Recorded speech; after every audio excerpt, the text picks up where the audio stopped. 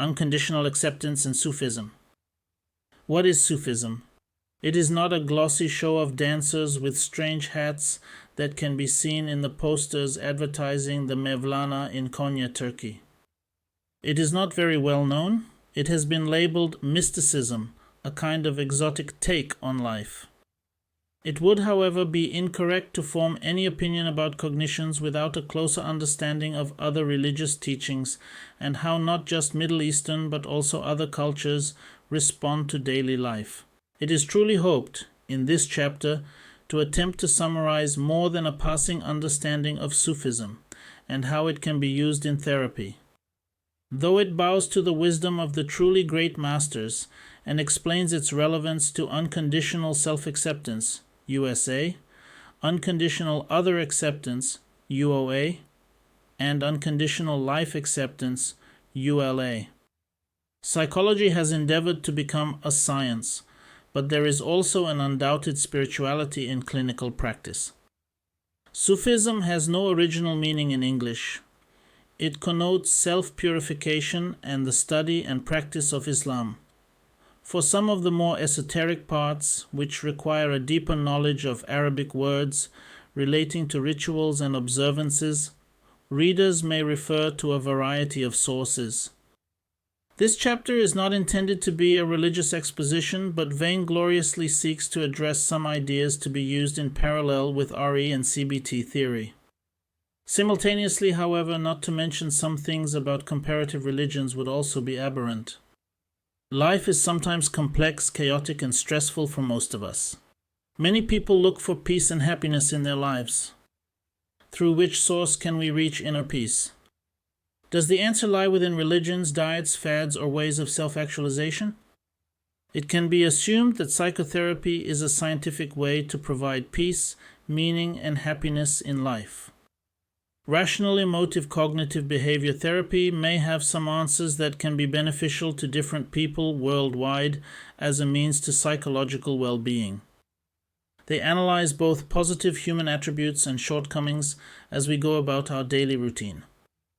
REBT and CBT are a way of tapping into getting on better with peers, colleagues, and family constructs. In REBT, self-acceptance refers to unconditional acceptance. One of REBT's important contributions to psychotherapy is conceptualizing the notions of the rational beliefs of unconditional self-acceptance, unconditional others acceptance, and unconditional life acceptance. These rational beliefs help clients to deal with stressful events, maintain healthy functional emotions, and support clients to live rationally over the long term. However, understanding unconditional self-acceptance, unconditional others acceptance, and unconditional life acceptance are sometimes difficult to grasp because Ellis was influenced by deep philosophical questions, including the core of Eastern religious teachings, to create his theories. Clients usually want extra resources to better understand them. Since unconditional acceptance is hard to conceive, Ellis's contribution must be developed further in order to help clients and support mental health workers, cross-culturally speaking. The core of Sufism contains concepts very similar to unconditional self-acceptance, unconditional others acceptance, and unconditional life acceptance, which have their roots in old scripture, sacred texts, and ancient philosophical and spiritual ideas. How can the basic tenets of Sufism serve as useful metaphors for unconditional acceptance? The aim of any religion is to offer a method, direction, and catalyst, teacher, for alchemy, the spiritual alteration of the student. A transformation of lead, the childish ego, into gold, the profoundly responsible. All teaching must provide formulas, but without the alchemist or teacher to act as guide, these equations are without reality, meaningless, and ineffective. This is where psychotherapists come in. They act as a guide towards an understanding of such concepts and make them useful practically. Self, others, life depreciation. Individuals who have global rating irrational beliefs take one negative point in a situation and place blame on themselves and conclude, I am a bad person, or evaluate the situation as if nothing will ever be better. Self, others, life-downing irrational beliefs have also been called global evaluation beliefs. Self, others. Life depreciation is described as an irrational belief of rating oneself, others, or life in a single light. Examples of depreciation beliefs. Life is totally bad. I am worthless. I am inadequate. I am incapable. Other people are worthless. They are all stupid. Life is not worth living. From a cognitive behavior therapy point of view, not rational emotive behavior therapy, self, others, life depreciation, irrational beliefs may be listed as several cognitive distortions: labeling, discounting positive, jumping to negative conclusions, and blaming. The opposite of unconditional acceptance is conditional acceptance, which consists of many scales, measurements, degrees, rates, levels, and other modalities. Thus, it is better to look for demandingness irrational beliefs when someone has self, others, life depreciation beliefs. They are related to global rating beliefs. Irrational demands may lead to self, others, life depreciation beliefs.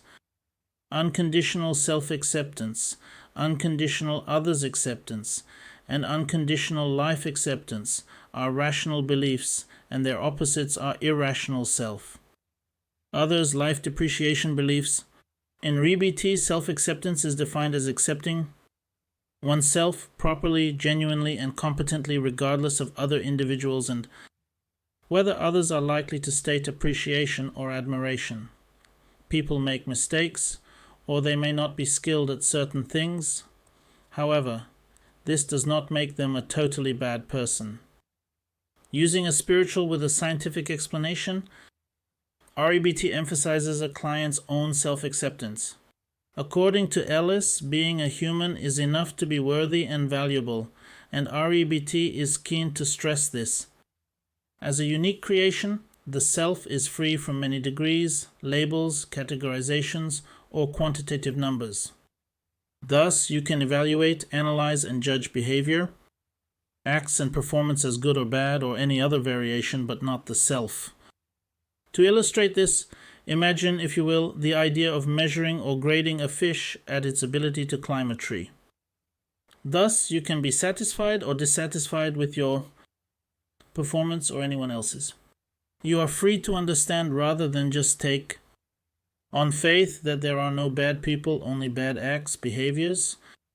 Self-evaluations are replaced with what Ellis called unconditional self-acceptance, USA.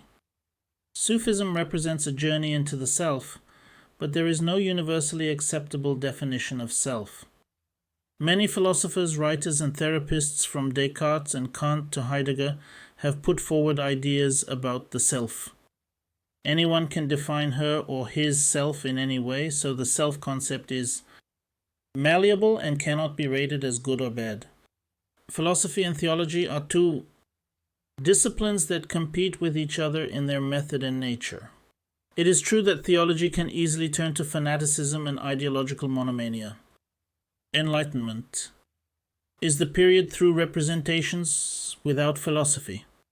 On the other hand, philosophy has the potential to redefine the relationship between psychology and theology. Religious approaches also suggest many ideas about self in Islam, Christianity, Judaism, Buddhism, and other religious beliefs. Followers are always being suggested to accept themselves, life, and others unconditionally. For Ellis carried over some of the concepts of certain philosophical statements to his therapeutic approach, and thus REBT has its roots in philosophy, but his was not a newfangled attempt to understand the mind. According to Ellis, no matter how many mistakes a person makes or how big the mistakes, a person is considered a human being, and as a human being she or he is worthy.